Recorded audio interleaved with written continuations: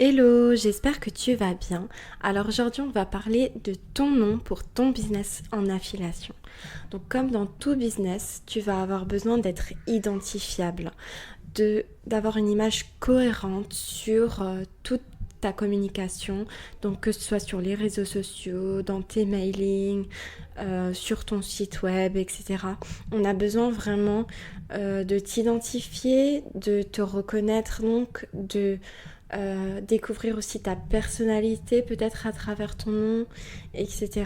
Et aussi bien sûr de développer une certaine relation avec toi. Donc on a besoin de mettre un nom tout simplement. Donc je vais te proposer 4 solutions pour ça. Premièrement, tu vas pouvoir utiliser ton nom propre. Donc que tu veuilles ou non te montrer en photo ou en vidéo, ça n'a pas d'importance. Tu peux utiliser ton nom propre si tu en as envie. C'est plutôt pratique parce que du coup, t'as pas besoin de réfléchir 400 ans à chercher un nom. Tu l'as déjà. Ça permet aussi d'être vraiment toi-même et d'être proche de ta communauté. Du coup, vu que tu te montres tel que tu es. Mais voilà, pour une raison ou pour une autre, tu as peut-être envie de ne pas utiliser ton nom propre. Alors je vais te proposer 3 autres solutions. Donc, utiliser ton prénom, mais un pseudo nom de famille ou quelque chose qui représente ton activité. Donc tu pourrais très bien prendre un nom de famille fictif et garder ton propre prénom.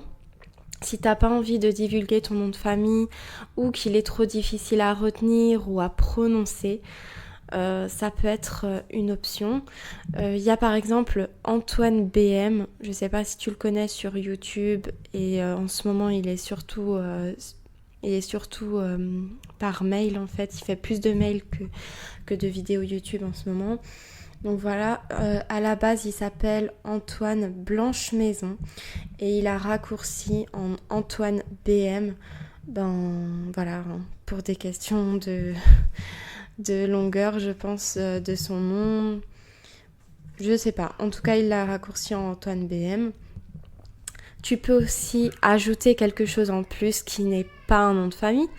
Par exemple, Lina Rédaction Web, Maria Cuisine. On a par exemple l'exemple de Thibaut InShape qui est assez connu sur YouTube. Donc voilà, tu peux utiliser un prénom et quelque chose en plus qui te définit ce que tu fais ou définit ta personnalité. Voilà. Ensuite, troisième solution, tu peux utiliser un pseudo commun. Donc ça peut être un prénom qui est différent du tien. L'important c'est toujours la cohérence au niveau de ta communication. Donc, si tu utilises un pseudo, si tu utilises un autre nom, il va falloir l'utiliser à chaque fois. C'est un peu comme un nom de scène. Donc on a par exemple Squeezie, de qui on parle beaucoup en ce moment, même si c'est pas vraiment un prénom, enfin pas que je sache.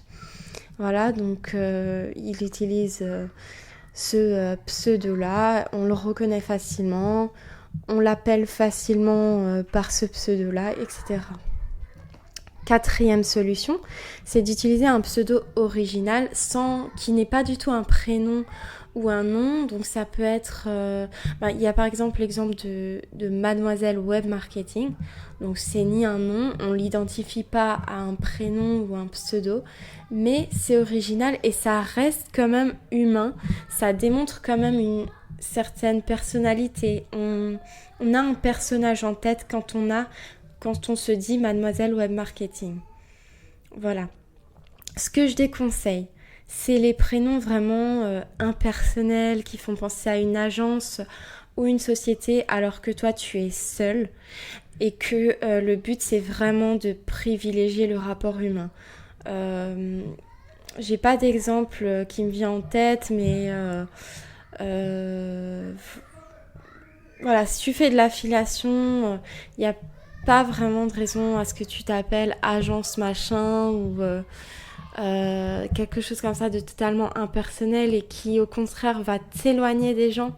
va mettre une barrière comme si on devait passer par un secrétariat pour te parler, etc. Donc voilà, ça c'est vraiment ce que je déconseille, c'est d'être impersonnel, d'avoir une communication impersonnelle, un logo froid, etc. Ce genre de choses, de mettre de la distance entre toi et les personnes, c'est vraiment, vraiment pas le but. Voilà. Ensuite, dernier conseil que je vais te donner, c'est de vérifier que le nom que tu choisis soit disponible tout simplement. Ce serait vraiment embêtant que ton nom soit pas disponible sur toutes les plateformes de réseaux sociaux où tu as envie d'être. Donc tu peux vérifier en avance avec namecheck.com. Je te mets le lien bien sûr en dessous de la vidéo ou au-dessus si tu es déjà sur l'article. Et voilà, comme ça tu vas pouvoir vérifier. Moi, j'ai pu avoir mon nom. Donc, Myriam Karama, j'ai pu l'avoir sur tous les réseaux sociaux. J'ai pu l'avoir pour mon blog aussi, c'est myriamkarama.fr. Et ça, c'est vraiment agréable parce que quand tu dois mettre... si j'avais dû mettre, par exemple, Myriam Karama 123 sur un réseau, puis sur l'autre réseau, j'aurais dû mettre Myriam Karama 457. Voilà, c'est pas très cohérent. À chaque fois, faut que mes abonnés écrivent autre chose s'ils ont envie de me trouver sur certains réseaux sociaux, alors que là, sur n'importe quel réseau, ils tapent Myriam Karama et c'est tout. Il n'y a pas besoin de chercher midi à 14h. Il y a un seul truc peut-être dans mon nom, c'est que Myriam, tout le monde a l'habitude de l'écrire M-Y-R-I-A-M et moi il s'écrit M-I-R-Y-A-M. Donc ça peut être un frein parfois, enfin ça peut être une petite barrière parfois. Ce qu'il faut faire dans ces cas-là, si tu as ce cas de figure-là où ton prénom est un peu difficile à écrire mais que tu as quand même envie de l'utiliser, tu peux par exemple mettre dans les tags de tes vidéos, mettre ton nom avec ta faute. Sur ton blog, tu peux à un certain endroit mettre ton nom avec la faute. Pour que, en fait, même si on tape ton nom avec la faute, qu'on puisse quand même se retrouver à l'endroit où on doit se trouver. Voilà. Donc, j'espère que ce podcast va t'aider à trouver ton nom. Il y a un fond un peu à l'arrière de l'appartement. Je sais pas si ça s'entend dans le podcast, j'arrête tout à l'heure. C'est mes enfants qui jouent en bonne compagnie. Donc, tout va bien. Et voilà, je te souhaite de bonnes vacances si tu es en vacances. Je te dis à bientôt. N'hésite pas à mettre un commentaire et un like si le podcast t'a plu et si tu en veux d'autres. Je te dis à très vite.